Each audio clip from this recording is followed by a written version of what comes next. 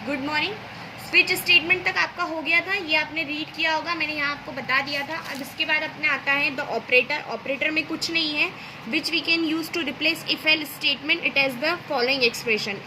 If else statement को replace करने के लिए अपन ये एक्सप्रेशन लगा सकते हैं, ठीक है। कुछ नहीं है ये, आप मेन यहाँ से देखेंगे हम। Loop control, there are may be situation when you need to execute block several number of the times. General देखो, लूप का मतलब ये होता है कि अगर हमको एक ही चीज़ बार बार रिपीट करनी है तो हम लूप का यूज़ करते हैं। जैसे 2 के टेबल में आपने देखा 2 1 जा 2, 2 2 जा 4, 2 3 जा 2 4 जा 2 5 जा, यहाँ 2 2 बार बार रिपीट हो रहा है। तो इस कंडीशन में हम क्या लगाते हैं, लूप लगाते हैं, जब हमको रिपीट चीज़ें करनी होती है। तो अब लूप के टाइप्स देख लेते हैं हम। ये सब जो मैं आपको बता रही हूँ, ये एक समझाने की लैंग्वेज में बता रही हूँ ताकि आपको समझ में आए। ये वाला ऑपरेटर कुछ नहीं है, इसमें आपको कुछ नहीं करना है, नहीं लिखोगे तो भी चलेगा।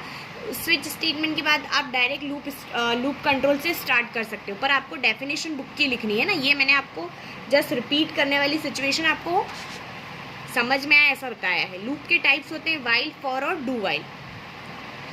वाइल लूप क्या करता है, repeat a statement or group statement given the condition is true. Repeat होता है कंडीशन ट्रू होने पे। It the test condition before execute the loop body. Test होता है ये। फॉर लूप में क्या होता है, execute the sequence of statement multiple times. यहाँ ये पूरा होने के बाद कंडीशन ट्रू होती है, उसके बाद ये एग्जीक्यूट होगा। यहाँ ये बार बार स्टेटमेंट को मल्टीपल टाइम क्या करता है, देखता है, चेक करता है। And code that manage the loop variable. Do while क्या करता है, while statement except the test the condition at the end of the loop. ये डायरेक्ट एंड में करता है। अब वाइल से स्टार्ट करते हैं। In Java programming repeatedly execute target statement long as given the condition true. Repeat करना रहता है, लेकिन ये रिपीट क्या करेगा, ये डिपेंडेंट होता है कंडीशन ट्रू होने पर, ठीक है। कंडीशन ट्रू होनी चाहिए यहाँ पर। सिंटेक्स देख लेते हैं हम। सिंपल सा सिंटेक्स है, कुछ नहीं है, एक्सप्रेशन लगेगा ट्रू और फॉल्स का। Here the statement may be block statement. The condition may be expression true is non-zero value. When the executing, if the boolean expression result is true, true होगा तो execute करेगा. Then the action inside the loop will be executed. This will be as long expression result is true. True condition होने पे ये पूरा depend होता है। ये हमारा क्या होता है, while loop। अगर कंडीशन ट्रू होती है तो ये अंदर एग्जीक्यूट होता है, कंडीशन चेक करता है, मतलब पूरा प्रॉपर जाता है। लेकिन इसमें सिर्फ ये होता है कि इसकी कंडीशन ट्रू होनी चाहिए, डिपेंड ये होता है।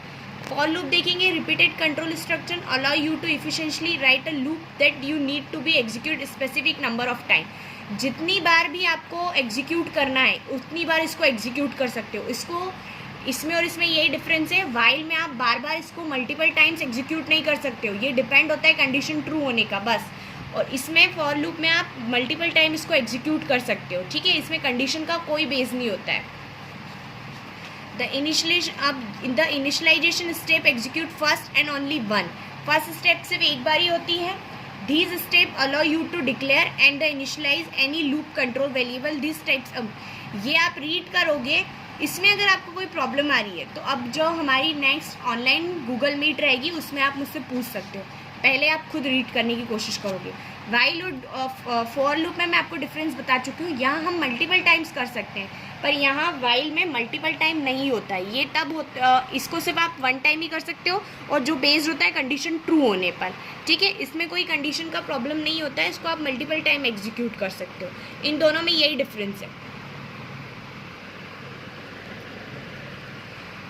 डू वाइल लूप देख लेते हैं। Similar to a while loop, expect that do while loop is granted execute at least one time. ये सिर्फ वन टाइम ही होता है, सेम इसी की तरह होता है वो, लेकिन हम वाइल लूप की तरह होता है वो, पर ये एक ही टाइम होता है। जैसे वाइल लूप भी एक ही टाइम होता है वैसा ही।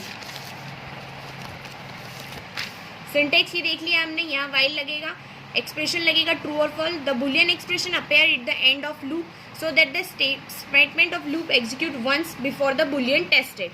एंड में लगेगा यहाँ, ताकि ये सिर्फ एक ही बार टेस्ट किया जा सके, ठीक है। इसमें स्टेटमेंट जो हम सिंटेक्स देख रहे हैं सिर्फ उसी का डिफरेंस है कि यहाँ पर ये डू वाइल एंड में एक्सप्रेशन लगाएगा। अभी तक हम देख रहे थे कि फर्स्ट में लग रहा था, ठीक है। अभी हमने यहाँ देखा है कि एंड में लग रहा है, ठीक है। If the boolean expression is true then the control jump back to the statement and the statement in the loop execute again. जैसे ही ट्रू होता है तो ये वापस एग्जीक्यूट हो जाएगा। This process repeat until the boolean expression is false. False तक ये रिपीट की जा सकती है, जब तक फॉल्स नहीं आता ये रिपीट होती जाएगी, मतलब ये same as it is while की तरह ही काम करता है, ठीक है। इतना आप अच्छे से करेंगे। कोई प्रॉब्लम आ रही है तो आप मुझसे पूछ सकते हैं गूगल मीट पे, ठीक है। अब लूप कंट्रोल स्टेटमेंट है जिसमें ब्रेक और कंटिन्यू है। ब्रेक का मतलब आपको ऐसे भी डिफाइंड होता है, ब्रेक का मतलब आप किसी को भी कहीं से भी तोड़ सकते हो, ब्रेक यानी, ठीक है। जो भी हम सिंटेक्स लगा रहे हैं, जो भी प्रोग्राम हम बनाएंगे, अगर आपको बीच में उससे उसको ब्रेक करना है तो आप ब्रेक में वो कर सकते हो। और कंटिन्यू का मतलब वही होता है कि कंटिन्यू करता रहे, चलता रहे, ठीक है। आया इतना समझ में? यहाँ से मैं आपको कल बताऊंगी। इतने में अगर आपको कोई प्रॉब्लम आ रही है तो आप मुझसे गूगल मीट में पूछ सकते हैं जब भी हमारी रहेगी। Thank you.